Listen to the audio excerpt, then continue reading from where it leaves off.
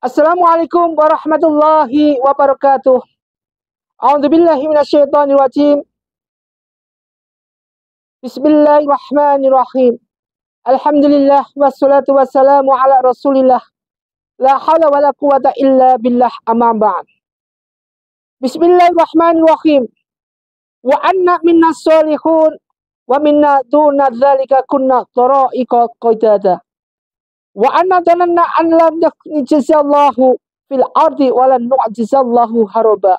Wa anna lama sami'na huda amanna bih faman yu'min bi rabbih fala yakhafu yakhsa wa la yahrahaqa. Sadaqallahu azim. Sadaqallahu ala Rasulillah sallallahu alaihi wasallam. Ma'asyiral muslimin muslimat jamaah pencerahan bimbingan amalan yang Ustaz muliakan. Kita hidup di dunia ini tidak lepas dari segala apa yang dinamakan godaan antara setan dan jin. Sering sekali kita bahas bahwa setan dan jin itu benar adanya. Dijelaskan dengan surat jin, dijelaskan dengan surat An-Nas, dijelaskan semua dalam surat-surat yang lainnya yang lebih dalam lagi tentang keberadaannya. Jin ini adalah kehidupannya sama juga sebagai manusia. Dia berkeluarga, dia punya anak, dia punya saudara, ada yang muslim, ada yang kafir. Jadi ada jin muslim, ada jin kafir. Yang jin muslim ibadah terus sama Allah Subhanahu wa taala, yang jin kafir juga tidak pernah sebagaimana manusia yang ada. Cuma bedanya ketika jin itu alamnya, yaitu ketika malam alamnya dia itu mulai aktivitas sampai pagi. Ketika pagi mereka sudah mulai tidur. Manusia beda. Ketika pagi mereka mulai aktivitas sampai maghrib. Maghrib sudah mereka mulai istirahat. Perbedaannya seperti ini. Kebiasaan-kebiasaan yang dilakukan manusia ini selalu diincar ini sama jin dan setan ini. Kenapa? Karena mereka bersikuku antara jin dan setan ini atas perintah nenek moyangnya. Yaitu iblis. Bapaknya si iblis ini memerintahkan apa perintahnya?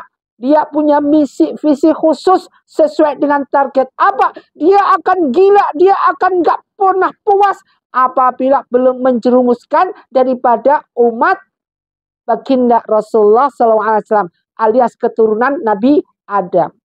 Kebencian jin ini luar biasa kepada keturunan Nabi Adam. Sampai dia punya suatu misi akan menghancurkan sampai titik penghabisan.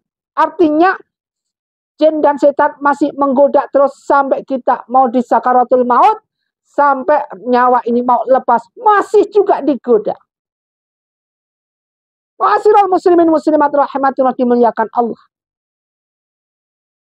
Sekarang kebiasaan-kebiasaan, di sini ada 4 kebiasaan yang disukai jin dan setan.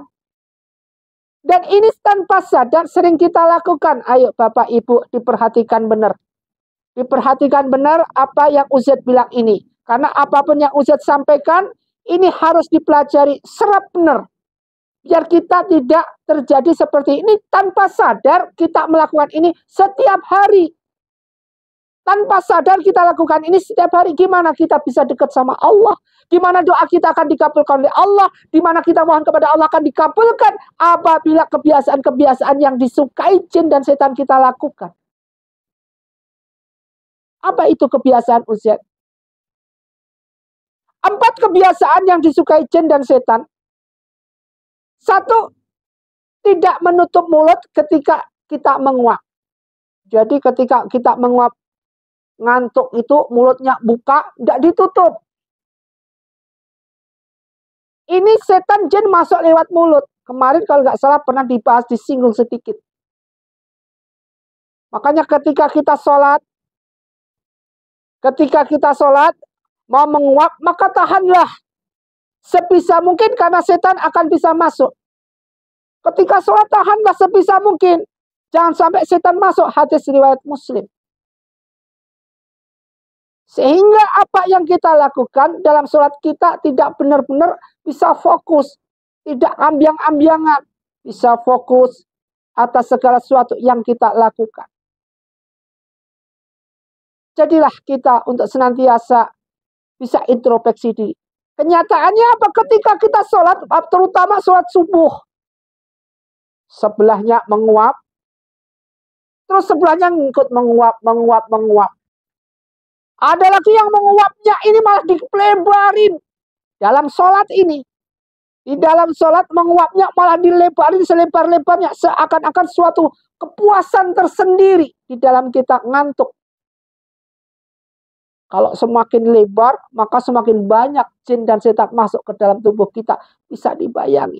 Jangankan lubang mulut kita, lubang yang ada di lubang semut, jin bisa masuk. Makanya kalau kita kemana-mana, kalau kencing hati-hati. Ulut salam dulu, kadang-kadang kita kencing, kita mengencingi jin yang ada lubangnya di situ. Tak taunya istananya jin. Yang pertama.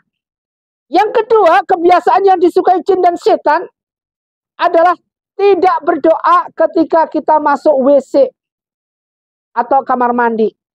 Jadi aturan-aturan ketika kita masuk kamar mandi atau WC, maka lakukan dengan kaki kiri dulu, jangan kaki kanan, kaki kiri dulu, kemudian baca dengan doa.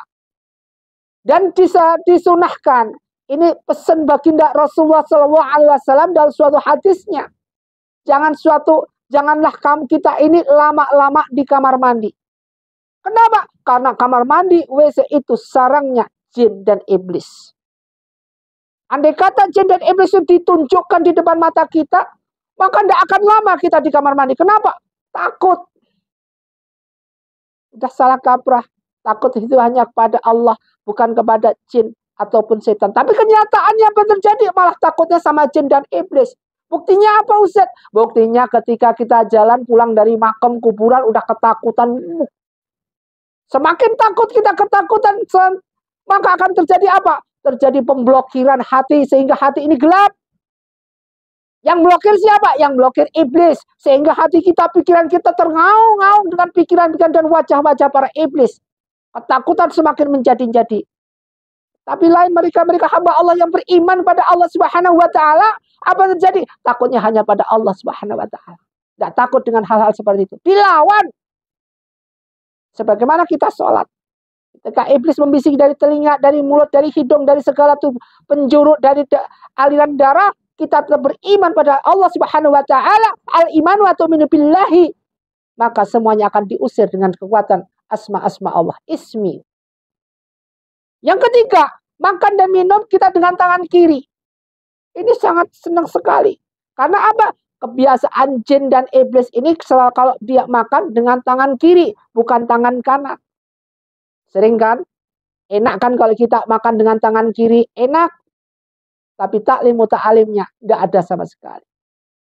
Gunakan segala sesuatu, attitude segala apa yang kita lakukan sesuai dengan apa yang Rasulullah berikan contoh teladan kepada umatnya. Jadi kalau Rasulullah SAW dulu kalau makan ini seperti beliau cuma 3 jari ini untuk makan. Ini kalau baginda Rasul, kalau kita enggak 3 kurang 5 ini. Kadang-kadang 5 kurang ini makannya gini.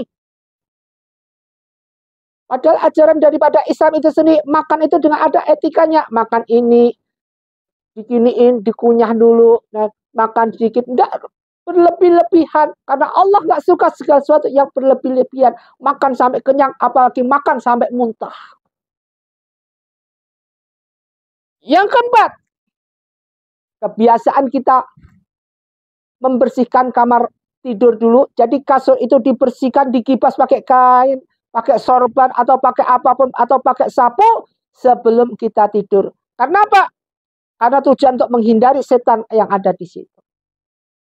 Jadi ini tadi kebiasaan 4 yang disukai jin dan setan. Jangan sampai kita terjerumus dengan segala hal ini. Kenapa? Nah, kita nanti akan bisa menjadi bumerang buat kita. Kenapa kok jadi bumerang Ustaz? Ya jelas seperti itu. Karena apa? Kalau kita tidak bisa mengklaim atau melimitisasi daripada waktu kita di kamar mandi, kelamaan di kamar mandi, malah kamar mandi pakai nyanyi-nyanyi, song-song segala di kamar mandi, ini akan menjadi suatu kebiasaan-kebiasaan di mana kita di kamar mandi bersama para iblis dan setan. Jadi 4 kebiasaannya juga jin dan setan: tidak menutup mulut ketika menguap, masuk kamar mandi tidak berdoa, terus kemudian makan dengan tangan kiri. Ini yang disukai kebiasaan jin dan setan. Kemudian yang keempat terakhir, bersihkan tempat tidur dari segala apapun sebelum kita tidur.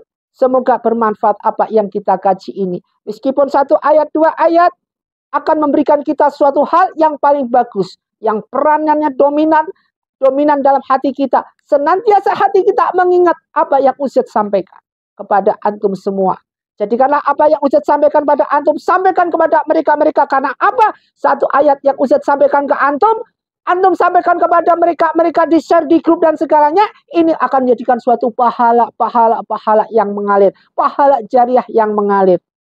Marilah kita semua berdakwah ke jalan Allah Subhanahu wa Ta'ala, memerangi segala suatu kesulitan-kesulitan yang disebabkan karena hal-hal yang riba, yang disebabkan karena hal-hal yang itu adalah jalannya iblis, kesukaan iblis dan setan. Mari kita lawan dengan iman kita pada Allah. Dengan cara apa? Mempelajari ayat-ayat ayat Allah Subhanahu wa Ta'ala. Semoga bermanfaat. Wassalamualaikum warahmatullahi wabarakatuh.